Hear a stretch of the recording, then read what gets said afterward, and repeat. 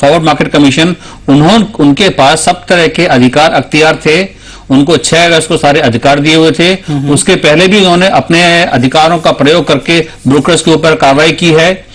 Brokers ने सब तरह का एडमिशन भी किया हुआ है। उसके बावजूद एफएमसी ने सिर्फ और सिर्फ एफटीआईएल, एनएससीएल और उनके प्रमोटर्स के ऊपर ही कार्रवाई की है। एक ऑडिट रिपोर्ट थी ग्रैंड थॉर्नटन की, जिस ऑडिट रिपोर्ट को आधार बना के एफएमसी ने एफटीआईएल को और उनके कुछ निदेशकों को not fit and proper declare किया।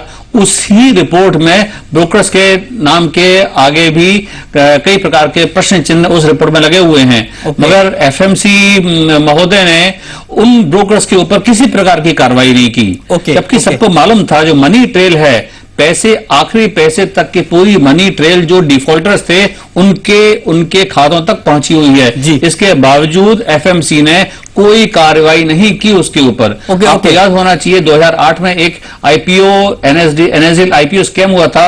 उस स्कैम में सेबी ने जो कार्रवाई की थी, 102 ब्रोकर्स थे, उन ब्रोकर से उन्होंने पैसा निकाला था। यहां पर तो हमारे केस में जो भी अमाउंट है उसमें एक तरफ डिफॉल्टर्स जो हैं 17 डिफॉल्टर में सिर्फ 7 डिफॉल्टर्स के पास 85% का जो है डिफॉल्ट अमाउंट उनसे लेना है। दूसरी तरफ से 30 ब्रोकर हैं जिनके साथ सेटलमेंट करना है।